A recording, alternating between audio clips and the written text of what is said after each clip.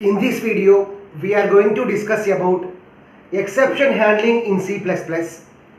Exception is a runtime error which will occurs during program execution. So exception means a runtime error which will occurs during program execution. The best example for the exception is division by 0.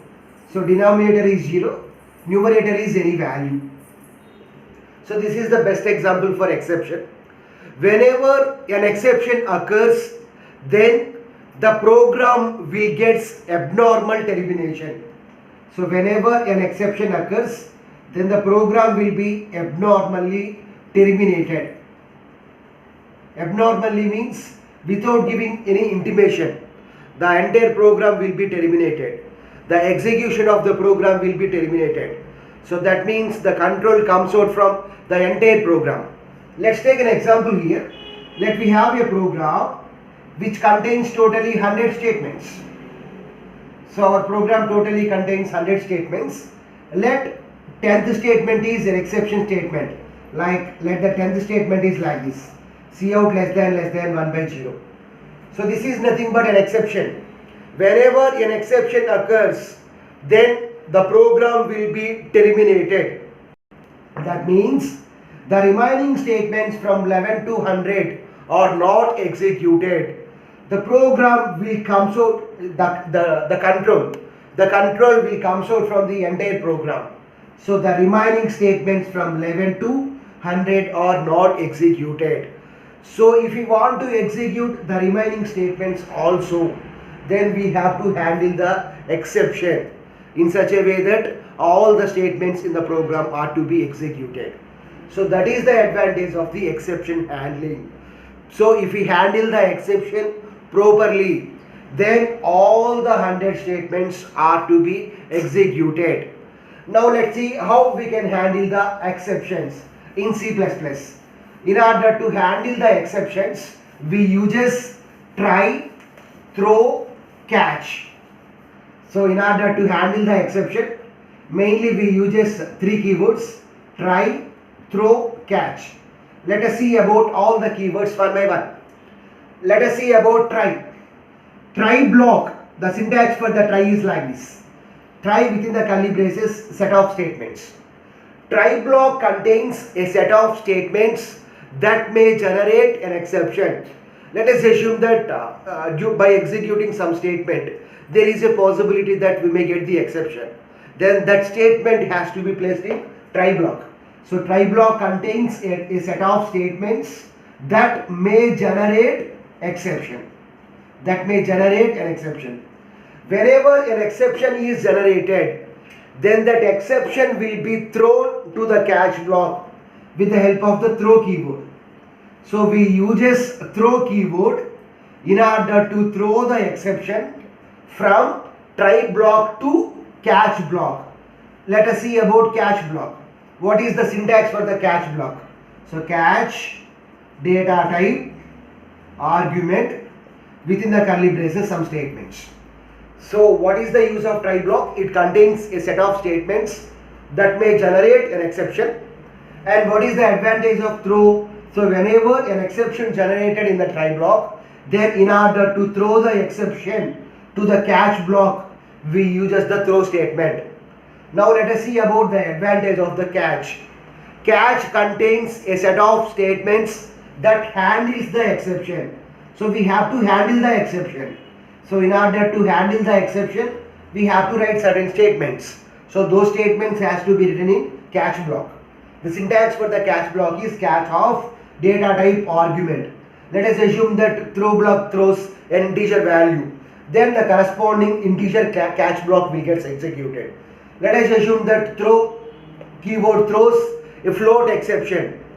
Then the corresponding float catch block will get executed.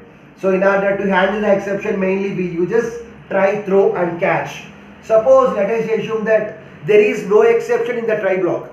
If there is no exception in the try block, then catch block won't execute. So when catch block will execute, only when there is an exception in the try block, and if throws that exception to the catch, then only the catch block will get executed. For every try block, we should have the corresponding catch block. So catch block should be followed by try block.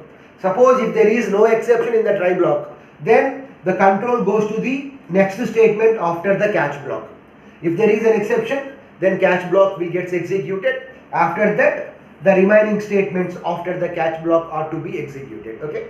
If there is no exception, then control won't go to the catch block. The remaining statements after the catch block will get executed. Now let's see an example program regarding how we can handle the exceptions. So hash include ivostream.h. Why? Because in this program we are using cout and cin objects. They are present in ivostream.h. Int main, int ab, cout less than, enter ab values. Cin ab, let a value 20, b value 50. Int result is equal to a minus b. So what is 20 minus 15? 5. Here in try block, just we have written some statements that may generate an exception. There is a exception or not exception. If there is a possibility that it may generate an exception, then we have to place the statement within the try block. If result is not is equal to 0, what is result? 5. So 5 is not equal to 0. Condition is true. So this if body will execute. Here simply we are performing the division operation. A by x. What is a value? 20. By what is x value? What is x value? Here x is nothing but res only. So a by res. A by res. So what is a value? 20. What is res? 5. So what is 20 by 5? 4. So cout less than 4. So 4 will get printed. So 4 will get printed. Okay. If body executed, so else body won't execute. Here there is no exception in the try block. So catch block won't execute. So what is the next statement after the catch? End. So we will get the output as what is 20 by 5? 4, and after that we will get the output as end. Now let us enter two values like this. 20, 20, 20, 20. A value 20, B value 20. Int res is equal to a minus b. So what is 20 minus 20? 0. Next try block will get executed. If res is not equal to 0, but what is res? 0. 0 not equal to 0, false. So else block will get executed. If we perform by 0, what is res value? 0. This is nothing but division by 0. If division by 0 instruction is executed, that is exception. So the program will get abnormal termination. So that's why what we are doing, we are executing the throw statement. Throw of res. So what is res? 0. So that 0 will be thrown to the catch block. So what is the advantage of the throw? It throws the exception to the corresponding catch block. Here what is res type? Int type. So now I, what is I value? Res value 0. So exception caught, division by 0 will get executed. And after that we have end statement. So that is to be executed. So what is the output now? We will get the output as exception caught, division by 0 followed by end statement. In this way we can handle the exceptions in C++. In the next video we will discuss about multiple catch blocks. A try block may associate with multiple catch blocks, as well as we have generic catch. Generic catch means that catch block can handle any type of exception. We will discuss